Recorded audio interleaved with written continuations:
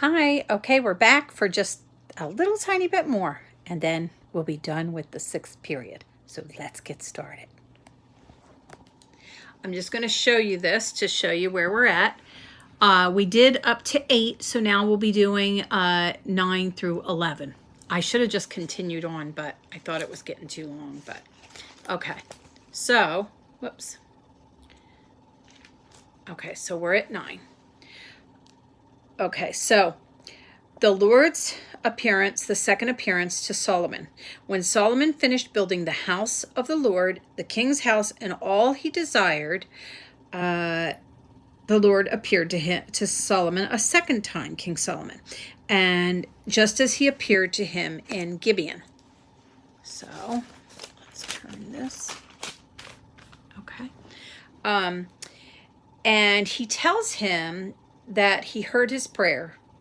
Now, this is a little long, but it's beautiful, so you really need to go back and read that. So 1 Kings 9. So anyway, okay, it's beautiful that the Lord spoke, and it's also, he's saying, if you don't keep my commandments and my statutes and go and serve other gods, otherwise I'll cut Israel off. So it is beautiful, but he does warn him, which God always does warn us. And then right here at the bottom, it says, oh, wait a minute, is that the part? At the end of 20 years, which Solomon built the 2 houses, the king of Tyre, Hiram, supplied the cedar and the cypress and the gold as much as he desired. So King Solomon gave him 20 cities in the land of Galilee. But when the king Hiram came to see the cities, it didn't please him too much. So they called the land Kabul. So I don't know if that's, not sure if we already know that already, Kabul. Anyway, and then it adds here that King Hiram had sent Solomon 120 talents of gold. I don't know what that amount is, but it makes me curious, so I'm going to look that up afterwards. Okay, so the other works of Solomon. And then it goes into just other works, little bits and bobs, as the Brits say. But at the very end here, up here, it says 3 times a year Solomon would do offerings upon the altar. What you built the altar, the Lord burning incense. So he finished the house. Yeah. So he would burn incense, and it was 3 times a year. So he finished the house. Okay, so Solomon's fleet.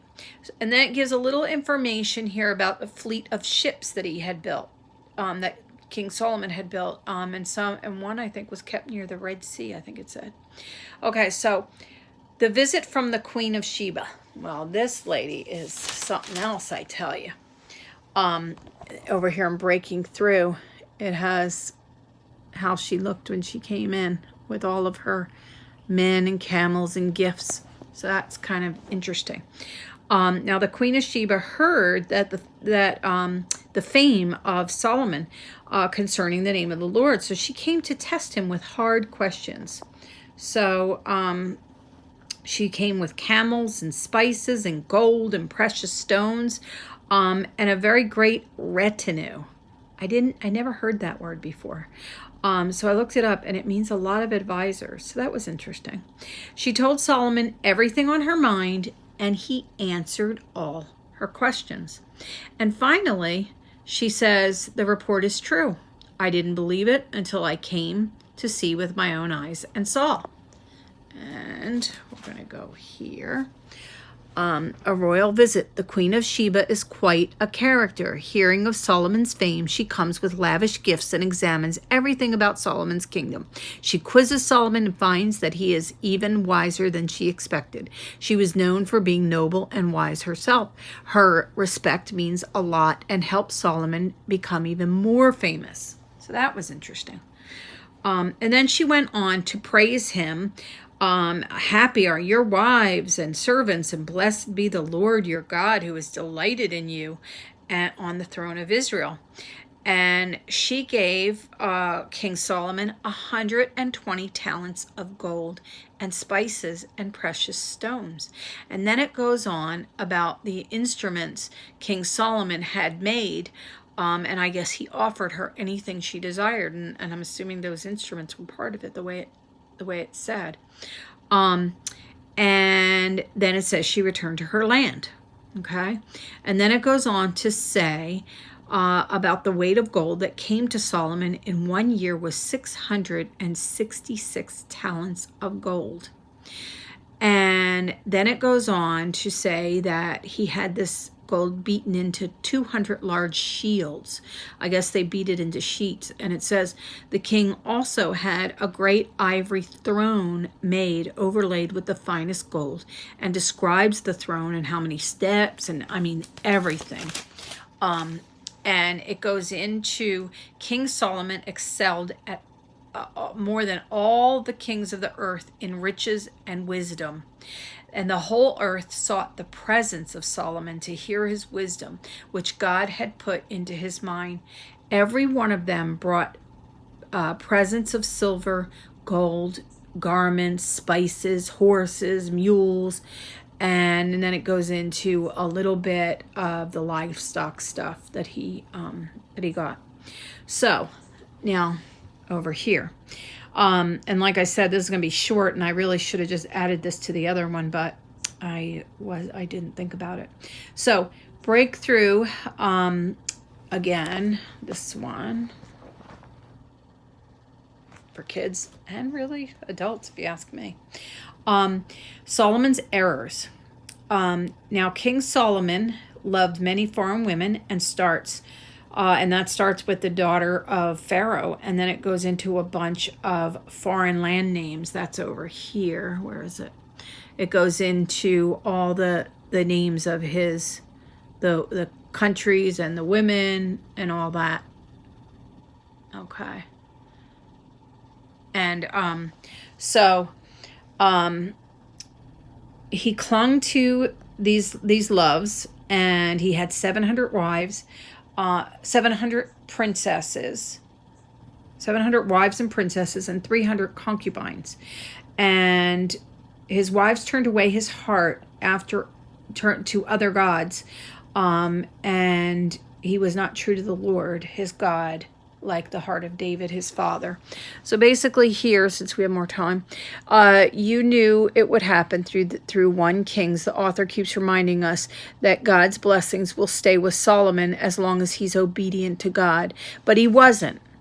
According to this passage, he turned away from God and started worshiping foreign gods and goddesses. What happened to the man who prayed, "Make us obedient to him, God"? So we will always live as he wants us to live. Maybe it had something to do with the fact that Solomon had 700 wives. That is surely an exaggeration. I don't know about that. But the fact remains that he married many foreign princesses as a way of creating alliances with other people. These princesses wanted to worship the gods and goddesses of their people, and Solomon not only let them, he built altars and shrines. Yeah, he built them all houses. God warned the Israelites not to marry foreign people for this very reason, but Solomon ignored that warning, and he broke the covenant. The nation began to crumble. So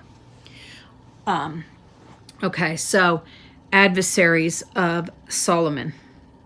Where are we? Adversaries of Solomon there.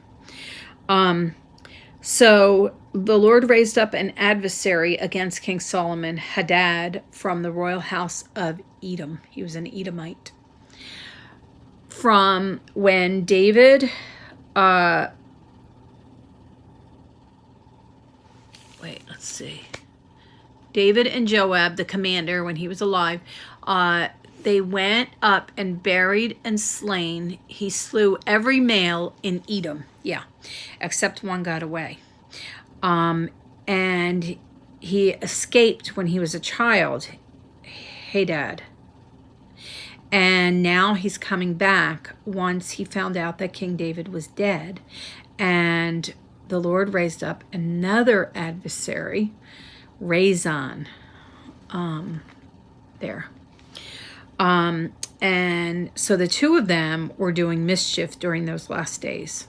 So there you go. That's what happens. The price of obedience. Life gets difficult when you're disobedient to God. And if you notice a lot of people that are in a lot of difficulties, they're not loyal to God. So, and when I was in difficulties myself, they were the times I wasn't closest with God. So I recognize that now. Jeroboam's rebellion. Jeroboam. I'm just going to call him Jero. So Jero, remember the Lord said he was going to give it all to Solomon's servant? Well, that was Jero.